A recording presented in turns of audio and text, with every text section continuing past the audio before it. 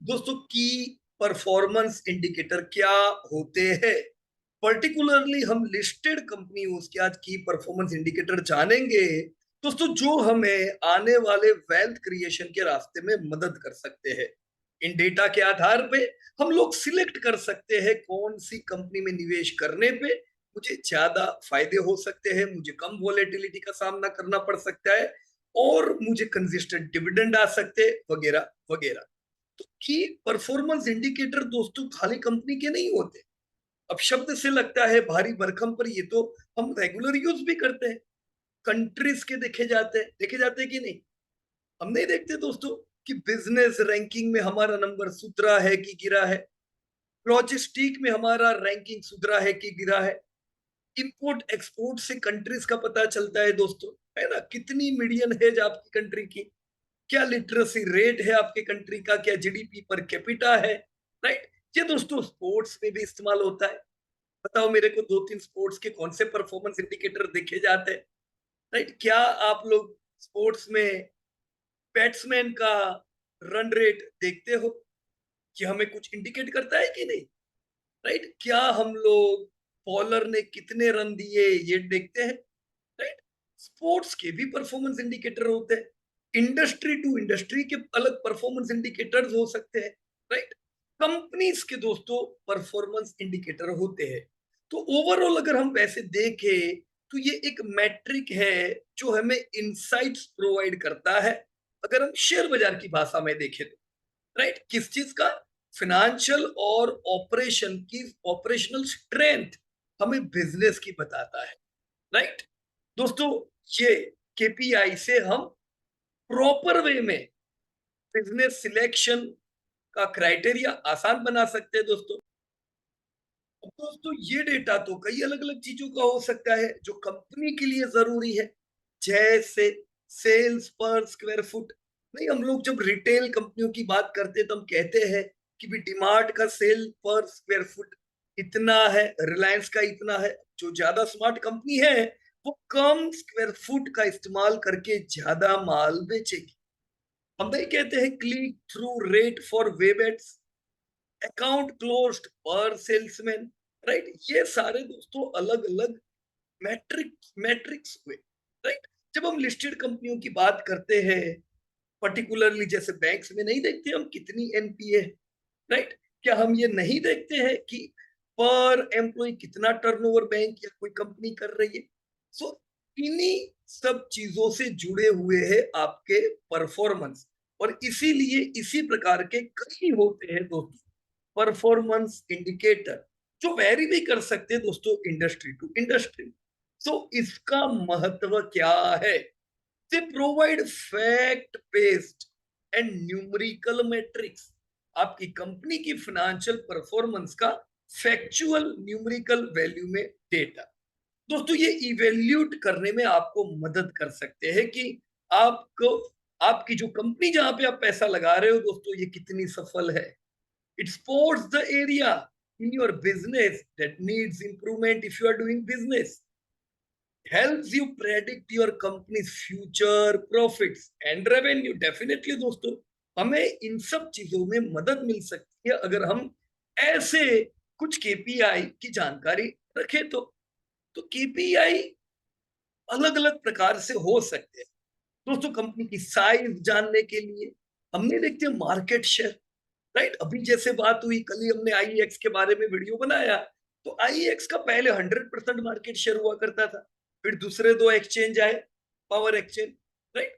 तो क्या हुआ, इनका मार्केट अभी 91%, 80 टू 88 टू 91% जैसा रहता है, राइट? हमने बात की थी बीच में आप लोगों से कि मारुति का मार्केट शेयर कितना है दोस्तों, करीबन 45 टू 50% की रेंज में कैसे रहता है, राइट? तो ये साइज के हम कह सकते हैं परफॉर्मेंस इंडिकेटर होते हैं जो हमें देखने चाहिए दोस्तों। लिक्विडिटी के कई परफॉर्मेंस इंडिकेटर होते हैं जिसमें मार्जिन, करंट रेशियो, कितना उधारी रखती है, ये सब चीजों से लिक्विडिटी प्रॉब्लम में आ सकते हैं ना, राइट? सॉल्वेंसी रेशियोज होते हैं दोस्तों, ये भी कुछ परफॉर्मेंस इंडिकेटर हुए आपके, जो आपको डेब्ट टू इक्विटी, आईसीआर, राइट, डेब्ट रेशियो जैसे कई अलग अलग बता सकते हैं। प्रॉफिटेबिलिटी के आपके इंडिकेटर हो सकते हैं जो आपको बताए कौन सी कंपनी की प्रॉफिटेबिलिटी कितनी है, आरओई, आरओपी, आरओसी, आरओए वगैरह वगैरह से। वैल्यूएशंस के परफॉर्मेंस इंडिकेटर हो सकते हैं दोस्तों। तो अलग अलग परफॉर्मेंस इंडिकेटर हो सकते हैं। मैंने यहाँ पे कुछ नोट डाउन किए हैं। देखो, बहुत बार हम लोग इस प्रकार के इंडिकेटर की वैसे भी चर्चा तो करते ही है जब भी हम रिजल्ट पब्लिश करते हैं ना, राइट। कुछ केपीआई जैसे मैंने यहाँ पे लिखे हैं, समझ समझो इतने ही केपीआई है। केपीआई दोस्तों कई हो सकते हैं। अब ऐसा नहीं है कि हमको सबकी जानकारी रखनी है, राइट। हम कुछ केपीआई को जान के भी कंपनी का डेटा एनालाइज कर सकते हैं। मैंने जैसे यहाँ पे कुछ नोट डाउन करके आपके लिए एग्जांपल बनाए हैं। Revenue from operation. अब इन जो डिटेल मैंने यहाँ पे लिखी है केपीआई की, उनके हम एग्जाम्पल के साथ अभी समझने का प्रयास करेंगे कि इनका महत्व क्या है, राइट। तो है बहुत सारे केपीआई, पर हमने कितने यहाँ पे लिस्ट किए? Revenue from operations, revenue growth rate, EBITDA, EBITDA margin, gross profit margin, profit for the year, earning per share, ROE, ROCE, return on investment, डेब्ट to equity ratio, PE ratio.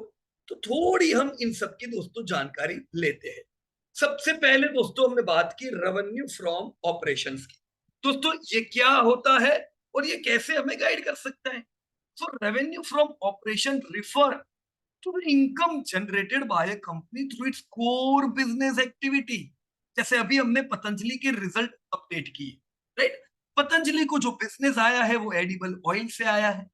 उनका इस बार food का भी business काफी बड़ा है, और वो हर बार अपनी विंड मिल से जो प्रोडक्शन होता है, राइट, एनर्जी जो प्रोड्यूस करती है उसका भी टर्नओवर आता है। तो वो क्या उनका कोर बिजनेस है? क्या वो मार्केट में compete करने जाएंगे विंड मिल में? नहीं, ये इनका कोर बिजनेस नहीं है। तो रेवेन्यू फ्रॉम ऑपरेशंस में हमें कोर बिजनेस के ऑपरेशंस, कोर बिजनेस से हमें रेवेन्यू देखनी चाहिए। जैसे बैंक्स होती है, राइट, उनको इंटरेस्ट इनकम से रेवेन्यू आती है, फाइनेंस कंपनी को इंटरेस्ट इनकम से रेवेन्यू आती है। अब होगी उनके इन्वेस्टमेंट, होगी उनके आरबीआई के पास भी फंड, उस पे भी उनको इनकम आएगी। पर रियल तो हमें तब पता चलेगा ना जब हम इंटरेस्ट इनकम देखेंगे, कौन सी बैंक ज्यादा कैपेबल है, right. So revenue from operation are important. आप जब इंश्योरेंस की कंपनी देखते हो, आपको प्रीमियम इनकम आती है, राइट। प्रीमियम इनकम के साथ आपको इन्वेस्टमेंट इनकम बहुत बड़ी आती है, राइट। तो वहां पे आप ये टोटल इनकम देखोगे तो कंफ्यूज हो जाओगे। उनके रियल में जो कोर बिजनेस की इनकम क्या है? प्रीमियम इनकम है, right. So revenue from operation refer to the income generated by a company through its core business activities, excluding any income from non-operating source such as investment of one-time gain, right? यही अभी हमने बात की। It represent the primary source of revenue for the company and is a key indicator of its operational performance, right? इसी प्रकार से ये गिनना कैसे है दोस्तों, कैसे देख सकते हैं? जैसे यहाँ पे मैंने रिलायंस इंडस्ट्री का उदाहरण दिया है। So who is Reliance industry? They are an Indian multinational conglomerate. Its business include energy, petrochemical, ना नेचुरल गैस, ना retail, telecom, mass media, textile. एक डाइवर्सिफाइड कंपनी है दोस्तों, right. Reliance industry reported its financial result for financial 22. During this period, the company's revenue from operation was 7.21 lakh crore. ये मैंने 2022 के data यहाँ पे दिए, राइट। इंटरप्रिटेशन इससे हमको क्या होता है दोस्तों? इसका ये मतलब हुआ, देखो अभी उन्होंने तो टोटल इनकम भी दी होगी, राइट। तो टोटल इनकम से मतलब नहीं है रिलायंस के केस में। हमारा इंटरप्रिटेशन क्या हुआ? This means that Reliance industry limited generated 7.21 lakh crore from its core business and sales activities during the that financial year. This revenue include the sales of segment like oil, right? जैसे refining उनका सबसे बड़ा धंधा है। Retail, digital, retail भी उनको बहुत बड़ा टर्नओवर दे रहा है, डिजिटल भी अच्छा टर्नओवर दे रहा है, राइट। मीडिया में भी कुछ काम कर रहे हैं। तो ये सब मिला के इनका 7.21 लाख करोड़ का टर्नओवर हुआ। ये मैंने बैलेंस सॉरी इनकम स्टेटमेंट का स्क्रीनशॉट दिया हुआ है, राइट, 21/22/21 का। यहाँ पे आप देख सकते हो इनकम अगर हम देखें तो वैल्यू ऑफ सेल्स बताइए, income from services, value of sales and services, फिर लेस जीएसटी, राइट। अब ये 71,000 करोड़ तो सीधा सरकार को दे दिया है, तो ये तो इनकी इनकम में थोड़ी ना गिना जाएगा। तो जब हम देखेंगे हमें क्या देखना है, रेवेन्यू फ्रॉम ऑपरेशन। तो हमारे लिए ये जानना है कि रिलायंस ने अपने लिए कितना टर्नओवर किया, तो वो किया 7,21,000 करोड़। अब जैसे यहाँ पे 71,000 करोड़ है, जीएसटी वो नॉर्मल है। अब कुछ कंपनीज देखोगे वहां पे एडिशनल एक्साइज की ली हुई होती है, राइट, जैसे सिगरेट की कंपनियां, जैसे अल्कोहल की कंपनियां। तो हम अगर एक्साइज को भी कंसिडर करेंगे दोस्तों इनकम में, तो क्या होगा, तो आपको एक्स्ट्रापोरेट, आपको मतलब बड़ी इनकम दिखेगी, राइट, जो असल में उनकी है ही नहीं, वो तो सीधे ट्रांसफर हो गई। इसीलिए दोस्तों रेवेन्यू फ्रॉम ऑपरेशंस हमें अच्छा गाइड कर सकता है। तो दिस इज एन केपीआई। जब हम अलग अलग कंपनियों को कंपेयर करें इसी इंडस्ट्री की, तब हम रेवेन्यू फ्रॉम ऑपरेशन से कंपेयर करेंगे तो रियल में पता चलेगा। देखो एक और उदाहरण मैं दे सकता हूं, जैसे आईसीआईसी बैंक है और एचडीएफसी बैंक। अब अभी आज जब ये वीडियो हम रिकॉर्ड कर रहे हैं, उस समय एचडीएफसी बैंक का अपना स्टैंड अलोन खुद का बैंकिंग का बिजनेस है, राइट। उसमें अलग से खाली उनका दूसरा एक छोटा बिजनेस आता है। तो मेन जो इनकम एचडीएफसी बैंक में आती है वो उनकी एचडीएफसी बैंक की खुद के बिजनेस की इनकम है। पर आप जब आईसीआईसी बैंक का बिजनेस देखते हो तो ऐसा नहीं है। आईसीआईसी बैंक के जब आप इनकम स्टेटमेंट देखोगे दोस्तों, उनके कंसोलिडेटेड बिजनेस में आपका लाइफ ना जनरल ना सबका टर्नओवर ऐड होगा, होगा कि नहीं, राइट। तो उस केस में अगर हम उनकी टोटल इनकम लेंगे, राइट, तो क्या होगा, कंसोलिडेटेड में आपको प्रॉपर बैंकिंग नहीं पता चलेगा। देखो अगर आईसीआईसी बैंक जाननी है तो आपको टोटल इनकम लेनी है, पर जब आप एचडीएफसी बैंक से कंपेयर करोगे तो आपको उनका बैंकिंग पार्ट कंपेयर करना पड़ेगा। सही बात है कि गलत बात है दोस्तों, राइट। वैसे ही हाउसिंग फाइनेंस में एचडीएफसी है। अब उनके लाइफ ना जनरल ना एएमसी ना ये सब धंधे एचडीएफसी हाउसिंग फाइनेंस में आते हैं। जब आप LIC life insurance housing finance की जो कंपनी है उसको एचडीएफसी से कंपेयर करोगे और पूरा एचडीएफसी का बिजनेस लोगे, तो फिर वो आप बिल्कुल वो सही नहीं कर रहे हो, है कि नहीं। तो लाइफ इंश्योरेंस सॉरी, जब आप हाउसिंग फाइनेंस कंपेयर कर रहे हो तो हाउसिंग फाइनेंस के डेटा लो। आपको देखना पड़ेगा अंडर सेगमेंट में जाके कि एचडीएफसी का हाउसिंग फाइनेंस से कितना टर्नओवर हुआ, तभी आप सही मैट्रिक्स देख सकते हो दोस्तों, कंपनी टू कंपनी। तो ऐसे ही अलग अलग कंपनी जहां पे आप रिसर्च करते हो, देखो दोस्तों जरा कि मैं कोई जगह पे गलत तो नहीं कर रहा हूँ।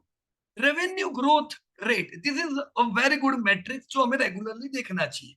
रेवेन्यू ग्रोथ के साथ दोस्तों यूनिट वॉल्यूम ग्रोथ भी देखने चाहिए, वो भी ज्यादा काम लगेंगे। मैंने यहाँ उदाहरण रेवेन्यू ग्रोथ रेट का दिया हुआ है। जिस KPI measure the percentage increase in the companies revenue over a specific period, right. मुझे जानना है पिछले साल के मुकाबले इस साल कितना धंधा बढ़ा। तो ये ग्रोथ रेट मुझे पता होगा तो मैं उनकी पीयर कंपनी से कंपेयर करके ये जानकारी ले सकता हूँ कि मैं जो कंपनी में इन्वेस्ट कर रहा हूँ वो बराबर कर रही है कि नहीं कर रही, राइट। उसी प्रकार से मैं ये डेटा 10 साल का भी ले सकता हूँ, जानने के लिए कि लॉन्ग टर्म में क्या मेरी कंपनी परफॉर्म कर रही है कि और कोई परफॉर्म कर रहा है, धंधे दूसरे के बढ़ रहे हैं, मैं कहीं और लगा हुआ हूँ, is not good, right. So revenue growth rate कैसे निकालते हैं दोस्तों, current year revenue minus previous year revenue, right. इससे क्या होता है, डिफरेंस पता चलता है कि कितना बड़ा, राइट, इंक्रीमेंटल रेवेन्यू पता चला। So what we have to do, incremental revenue divide करेंगे हम प्रीवियस ईयर रेवेन्यू से मल्टीप्लाई बाय 100, है ना, कितना बड़ा, और पिछले साल का बेस क्या था उससे डिवाइड किया, मल्टीप्लाई बाय 100 आ गया आपका रेवेन्यू ग्रोथ रेट। सिंपल है दोस्तों, राइट। तो यहां जैसे अगेन रिलायंस इंडस्ट्री का हम रेवेन्यू ग्रोथ रेट इस साल का देखें, क्या है, if Reliance company had a revenue of 4.86 lakh crore last year, मतलब 2021 में, 2022 में 7.21 लाख करोड़ हुई, तो मैंने क्या किया, 7.21 minus 4.86 divide by 4.86 which was base of previous year multiply by 100। तो 48% का जबरदस्त ग्रोथ हमने देखा रिलायंस का। 2022 का ग्रोथ है ये दोस्तों, राइट। वैसे ही आप इस साल का भी ग्रोथ देख सकते हो, इस साल तो 9.5 लाख करोड़ का टर्नओवर। सो इसका इंटरप्रिटेशन क्या है दोस्तों? Higher revenue growth rate indicates the company is generating more sales and potentially expanding its market share. तो ये मार्केट शेयर एक्सपांड कर रही है कैसे पता चलता है? अब जैसे आपकी लाइफ इंश्योरेंस की 5 कंपनियां हैं, जनरल की 5 कंपनियां हैं, आपने रिटेल की 5-6 कंपनियां निकाली, इसमें वो कंपनी जिसका ग्रोथ ज्यादा हो रहा है दूसरी कंपनियों के मुकाबले, तो वो तो तभी पॉसिबल है ना जब वो अपना मार्केट शेयर बढ़ा रहा है। तो दोस्तों निवेश के लिए दोनों चीजें जरूरी है। ऐसी कंपनी का जानना जिसका मार्केट शेयर तगड़ा है। क्यों तगड़ा है? क्योंकि उसने जबरदस्त ग्रोथ किया है। साथ में ये भी डेटा देखना जरूरी है कि कौन अभी ज्यादा ग्रोथ कर रहा है, क्योंकि हो सकता है कल चेंज हो जाए, कल कोई दूसरी कंपनी भी लीडर बने। राइट? कि आप देख सकते हो कितना डिफरेंस है फर्स्ट सेकंड कंपनी में, फर्स्ट फिफ्थ कंपनी में, और कितना ग्रोथ कर रहा है। राइट? तो ऐसे आप यूज कर सकते हो दोस्तों रेवेन्यू ग्रोथ को। Similar way friends, there is a KPI EBITDA. So what is EBITDA? Right? This is EBITDA stands for earnings, not only net earning, earnings, but when earnings, earnings before interest, ब्याज गिनने से पहले की, tax, सरकार में tax भरने से पहले की, डेप्रिसिएशन एंड अमोर्टाइजेशन। राइट? तो ये आपका ऑपरेशनल परफॉर्मेंस हुआ, ये आपकी ऑपरेशनल प्रॉफिटेबिलिटी हुई। हम नहीं जानना चाहते हैं कि कितना इंटरेस्ट पे कर रहे हो, कितना टैक्स भर रहे हो, और कितना डेप्रिसिएशन एंड अमोर्टाइजेशन है। राइट? प्रॉपर तुमने धंधा कितना किया और कितना प्रॉफिट तुम्हारे पास आया। तो ये देखने के लिए दोस्तों हम EBITD ये देख सकते हैं। कुछ सेक्टर दोस्तों ऐसे होते हैं जहां पे हाई कैपेक्स चाहिए। राइट? आज कैपेक्स है क्योंकि हम एक्सपांड करते जा रहे हैं, पर कल हमें ज्यादा एक्सपांशन की जरूरत नहीं पड़ेगी। तो ऐसे केस में जब हम कंपनी टू कंपनी कंपैरिजन करें, तो EBITD ये भी हमें एक प्रॉपर वैल्यूएशन दे सकता है ना, कि भाई कौन सी कंपनी ज्यादा अच्छी परफॉर्म कर रही है। ऑलराइट? तो EBITDA provide a snapshot of a company's ability to generate operating profit by excluding non operating expenses such as interest, tax and non cash item like D&A। बराबर कि नहीं दोस्तों? कोई कंपनी है कि जो लोन लेती नहीं है, डेट फ्री कंपनी है। अब वो डेट फ्री है पर ग्रोथ भी नहीं करती है। दूसरी एक कंपनी है, जैसे आप सीमेंट में उदाहरण ले सकते हो अल्ट्राटेक का, जिसके सर पे लोन है और ग्रोथ धमाकेदार करती है। भाई तो वो उसको कोई दिक्कत नहीं, हम नहीं कहेंगे बुरी कंपनी है, कैसे कह सकते हैं? भाई तुम लोन नहीं लोगे कोई दिक्कत की बात नहीं है, पर ग्रोथ भी नहीं करोगे थोड़ी ना चलेगा। ग्रोथ नहीं करोगे पैसा नहीं बढ़ेगा। दूसरी तरफ आपकी कोई कंपनी है जिसके सर पे डेब्ट है पर वो ग्रोथ बढ़िया करती है। राइट? तो जब आप प्रोडक्टिविटी जो इंटरेस्ट पे कर रहे हो उससे ज्यादा करते हो, then that dept is not bad डेप्ट। तो होगा क्या? एक बड़े साइज की कंपनी हो जाएगी एक्सपांड करते करते, और फिर उनको लोन की जरूरत नहीं पड़ेगी। और दूसरी जो कंपनी है जो आज डेप्ट फ्री है, जो लोन लेती ही नहीं है, एक्सपांड भी नहीं करती है, राइट? तो वो तो उतने की उतनी साइज की रहेगी। तो मैं नहीं कह रहा हूं कि डेप्ट free companies are not good and dept burden companies are good, ऐसे इंटरप्रेट मत करना। राइट? क्योंकि बहुत सी कंपनियों में कैपेबिलिटी होती है, एक्सटर्नल फंडिंग, बगैर वो फंडिंग वाली कंपनियों से ज्यादा एक्सपांड, ज्यादा ग्रोथ करते हैं। राइट? तो हमें इन चीजों का दोस्तों ध्यान रखना चाहिए। और राइट, इसी प्रकार से दोस्तों जैसे मैंने यहाँ पे एक उदाहरण दिया है प्रॉपर वे में कैलकुलेट करने के लिए, हाउ टू कैलकुलेट EBITD। मैंने जस्ट यहाँ पे एक रेवेन्यू लिया, चलो 100 मिलियन का मेरी कंपनी धंधा करती है। राइट? 10 करोड़ बोलो, 100 मिलियन बोलो। कॉस्ट ऑफ गुड्स सोल्ड उनकी 60 मिलियन है। राइट? प्रोडक्ट जो उन्होंने बनाई है को बेचने का खर्चा 60 मिलियन हुआ। Selling, general and administrative expenses 20 million है। D&A 5 मिलियन है। सॉरी, डेप्रिसिएशन 5 मिलियन है। अमोर्टाइजेशन 2 मिलियन है। इंटरेस्ट दोस्तों 3 मिलियन पे करते हैं। टैक्सेस 10 बिलियन पे करते हैं। तो भी इनका EBITDA अपन कैलकुलेट करेंगे। दोस्तों क्या करेंगे? EBITDA की फॉर्मूला क्या कहती है? रेवेन्यू में से COGS, FG&A को निकाल। EBITDA आपके सामने आ गया दोस्तों। कितना, ये सब माइनस कर दो, 100 मिलियन माइनस 60 मिलियन, है ना। फिर बाकी सब डेटा, तो आंसर आपके पास क्या आ रहा है दोस्तों, आपका जवाब है 27 मिलियन। ऑलराइट, तो 27 मिलियन इज योर EBITD, बराबर है। यहाँ पे दोस्तों आपको क्लियर दिख रहा है कि जो हमारा धंधा था उसमें से कॉस्ट ऑफ गुड सोल्ड यानी सारे खर्चे निकाल दिए थे, फिर हमने SGA, depreciation, amortisation, interest expense, tax, ये सब प्लस किया, राइट। सो आपका आंसर 27 मिलियन EBITDA आया। ये इंटरेस्ट यानी फाइनेंस कितना है उससे कोई फर्क नहीं पड़ रहा है इस केस में कंपनी में, राइट। सो EBITDA मार्जिन क्या होते हैं, अब जैसे हमने EBITDA ढूंढा वैसे इसका मार्जिन ढूंढ सकते हैं दोस्तों, है कि नहीं।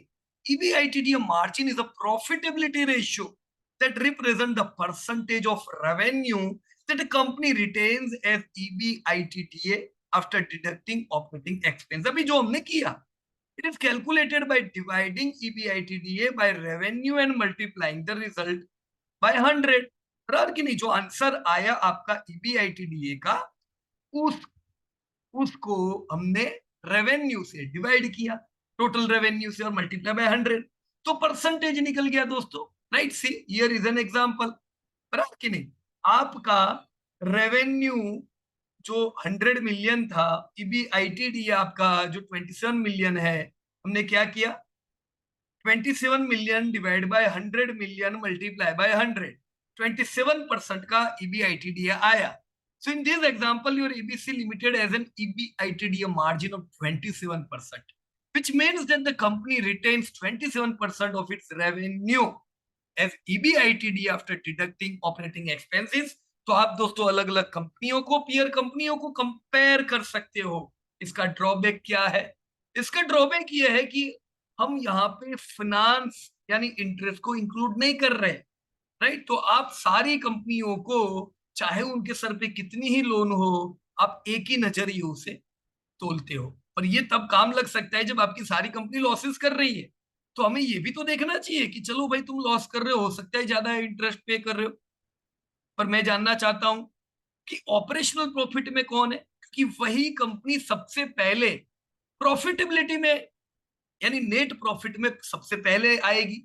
आज जितनी कंपनी, आज भले कोई सेक्टर में सब लॉस कर रही होगी, सबसे पहले प्रॉफिट में कौन आएगी, जिसके ऑपरेशनल प्रॉफिट दोस्तों सबसे अच्छे हैं, right. So we can even say check gross profit margin. So what is gross profit margin?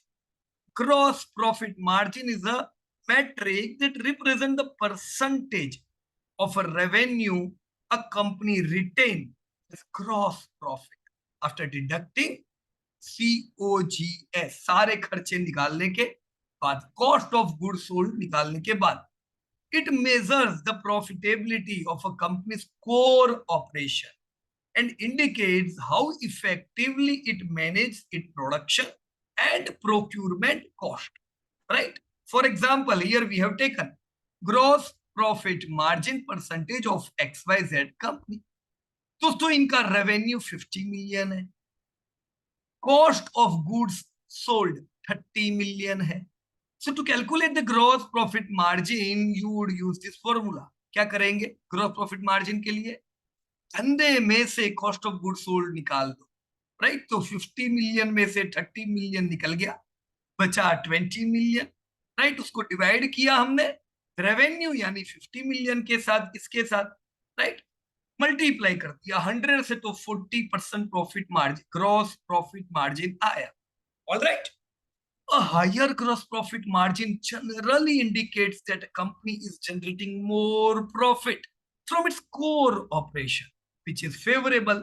बढ़िया चीज है ये अगर आपकी कंपनी का ज्यादा है तो। However, it's important to compare the gross profit margin with industry peer, right? अभी आप TCS का मार्जिन JSW स्टील से कंपेयर करने जाओगे तो नहीं चलेगा। Industry peer and consider other factor such as operating expenses, competition and market conditions, right? तो मुझे उम्मीद है जो कुछ केपीआई हम डिस्कस कर रहे धीमे धीमे क्लियर होते जा रहे हैं। नेट प्रॉफिट, इसको तो हम रोज इस्तेमाल करते हैं, सही बात है कि नहीं? हाँ, नेट प्रॉफिट में तो आप सब माहिर हो। What is net profit? It's also known as net income, right? आप जब इंटरनेशनल कंपनी को रिसर्च करते हो तो वो लोग नेट प्रॉफिट नहीं लिखते, वो लोग नेट इनकम लिखते हैं, या वो लोग नेट अर्निंग भी लिखते हैं। तो उस समय समझ जाने का this is net profit, right? So net income और net earnings is a measure of a company's profitability after deducting all expenses, अभी सारे खर्चे, including operational expenses, interest, tax and non operating cost. भाई तुम सब कुछ ले लो, अब क्या बचा वो बताओ। वो हम सबका है, राइट? अभी कोई मांगने नहीं आना चाहिए इसके बाद। जो नेट सारे फिल्टर होके पैसा बचा, that is net profit. This is important क्योंकि वो रुपया है जो स्टेक होल्डर को मिलता है। It represent the amount of a profit a company retains after accounting for all expenses and taxes, correct? So कैसे गिनेंगे? चलो वही उदाहरण एबीसी कंपनी का। रेवेन्यू कितना है इनका? 500 मिलियन। ऑपरेटिंग एक्सपेंस कितने हैं? 350 मिलियन। इंटरेस्ट कितना पे करती है? 50 मिलियन। टैक्स कितना भरते हैं? 40 मिलियन। अब मेरे पास बचा का, तो नेट प्रॉफिट में से, नेट प्रॉफिट यानी क्या? रेवेन्यू में से सब निकाल दो, राइट? 500 मिलियन में से 350 मिलियन ऑपरेटिंग एक्सपेंस निकल गया, 50 मिलियन इंटरेस्ट एक्सपेंस निकला ना, 40 मिलियन टैक्स एक्सपेंस निकला ना। अब क्या बचा? वो मेरा, मेरा नहीं है, हम सब का, स्टेक होल्डर का, राइट? सब स्टेक होल्डर का। तो ये कंपनी का हम कह सकते हैं, और कंपनी का यानी सब स्टेक होल्डर का। So net profit in this case is 60 million, right? In this example ABC limited as a net profit of 60 million, ये हम कह सकते हैं। All right. सो सिमिलरली, अब हमने कंपनी का तो नेट प्रॉफिट निकाल लिया, हम सबका, पर मेरा क्या? मेरे पास एक शेयर है, मुझे क्या मिलेगा? सो व्हाट इज ईपीएस? मेरे हिस्से की अर्निंग बताओ यार, प्रॉफिट पूरा नहीं। So EPS stands for earning per share, and it is a financial metric that indicates the portion of a company's profit that is allocated to each outstanding share of a common stock, right? EPS is an important measure used by investors. ये भी आप थक चुके होंगे, इतनी बार आपने use किया है, सही बात है कि नहीं? Right? So it's used by investors to assess a company's profitability and to compare it with other companies in the same industry, right? देखो खास करके मेरे को ये पता चलता है कि भाई मुझे कितना मिल रहा है, कितना रुपया भर के। 100 रुपए का दाम है, 5 रुपए का एक पीस है, इतना तो समझ में आया ना कि मैं 100 क्यों दूं? 5 रुपया हर साल लेने के लिए, right? So this is EPS. How can we calculate it? अभी XYZ कंपनी ले लेते हैं। आप XYZ एबीसी दोनों में से एक भी ढूंढने नहीं बैठना बीएससी की साइड पे, ये तो एग्जांपल है। सो नेट प्रॉफिट कितना है? 100 million. Number of outstanding shares कितने हैं? 50 million. What we will do? EPS is equal to net profit divide by number of outstanding shares. So EPS is equal to 100 million divide by 50 million. Answer आया मेरा 2 रुपया।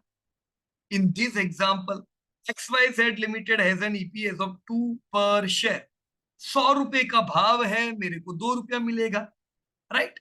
पर 50 रुपया आ जाएगा share, टूटेगा और मैं लूंगा, तो मेरे लिए खुशखबरी है, वही 50 वाला शेयर भी मेरे को 2 रुपया ही देगा। पर कुछ लोग बड़े होशियार होते हैं, जब रैली होती है तभी लेते हैं, वो यही 2 रुपए की अर्निंग लेंगे, पर 200 रुपया शेयर का भाव आएगा तब लेंगे, राइट? तो 200 रुपये में भी आपको क्या मिला? 2 रुपये। तो रोज क्या चेंज होता है? भाव चेंज होते हैं, इसका फायदा उठाना है। रोज अर्निंग नहीं बदलती है, अर्निंग के एस्टिमेट बदल सकते हैं थोड़े बहुत, पर अर्निंग नहीं बदलती है रोज दोस्तों। 3 महीने में एक बार अनाउंस होते हैं result. So EPS is a widely used metric in the financial analysis of a companies because it provides a standardized way to evaluate profitability on a per share basis.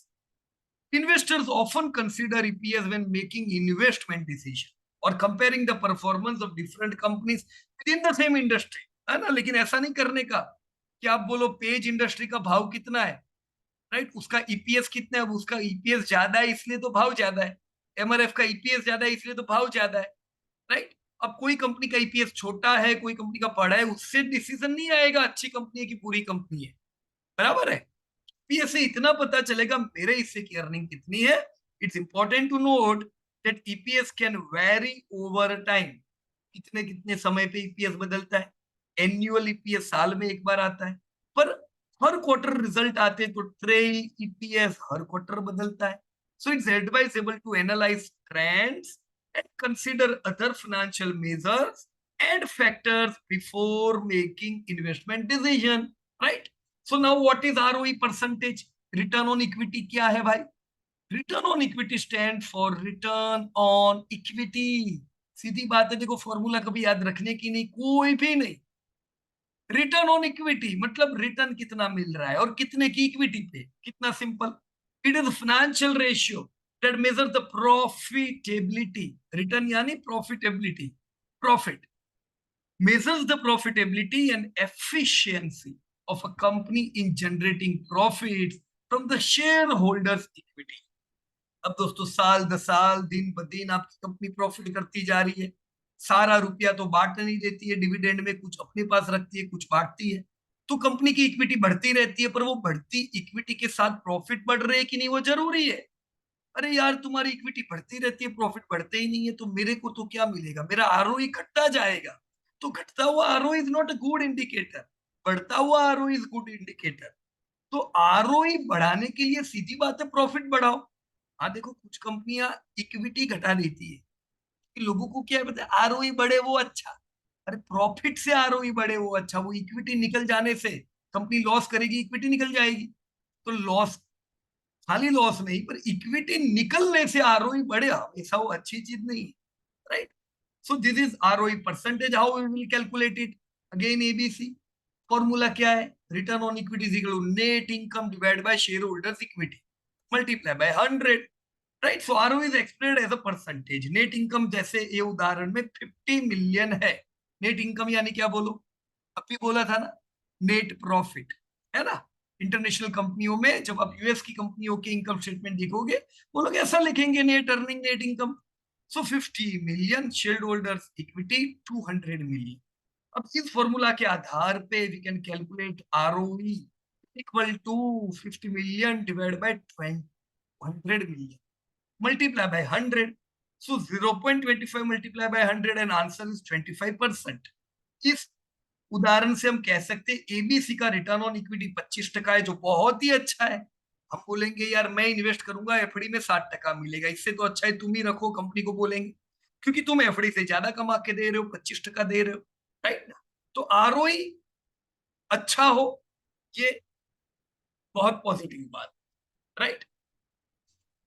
ROE percentage just a okay, वो हमने देख लिया था। ROE is a critical measure for investors as it indicates the efficiency with which a company generate profit from the capital invested by shareholder, right. देखो capital invested by share holder क्यों कह रहे हैं? कोई भी कंपनी को बनाने में मान लो 100 करोड़ डाला, राइट। अब कंपनी हर साल प्रॉफिट कर रही है, धीमे धीमे इक्विटी 100 करोड़ से 500 करोड़ आया, राइट। अब 500 करोड़ क्यों आया? क्योंकि शेयर होल्डर ने पूरा पैसा निकाला नहीं, तो वो हमारा ही पैसा है जो हम कहेंगे अंदर जो इन्वेस्टेड है। A higher ROE generally suggests that a company is utilizing its shareholders' equity effectively and generating higher return. However, it is important to compare ROE with industry peer, बराबर कि नहीं? इंडस्ट्री peer से ROE compare करो and consider other factors such as the company's growth prospectus, industry dynamics, and financial stability to gain a comprehensive understanding of the company's performance, right। अभी जैसे life insurance में आप LIC का ROE देखोगे एकदम तगड़ा है, एचडीएफसी लाइफ एसबीआई का उससे कम है। इसका मतलब ये नहीं है कि एलआईसी बहुत अच्छी है, राइट। खाली आरओई से नहीं, अब एलआईसी का इक्विटी बहुत कम है, राइट, तो इससे उनका आरओई ज्यादा है। तो हम सीधे सीधा ये नहीं कहेंगे कि ओके आरओई सब एकदम, आरओई ही सब कुछ है। और आरओई को हम इंडस्ट्री टू इंडस्ट्री भी कंपेयर नहीं करेंगे, है ना। आप टीसीएस का आरओई लेके बोलोगे यार क्या है ये जोमेटो, आरओई तुम्हारा अच्छा नहीं है, अरे उसको कमाने तो दो बेचारे को, अभी तो स्टार्टअप है, अभी तो इन्वेस्टमेंट का टाइम है, राइट। आपके कमाने का समय बाद में आएगा जब कंपनी मैच्योर होगी. Okay, so additionally, it's useful to analyze the trend of ROE over time to assess the company's consistency in generating return for shareholders. All right.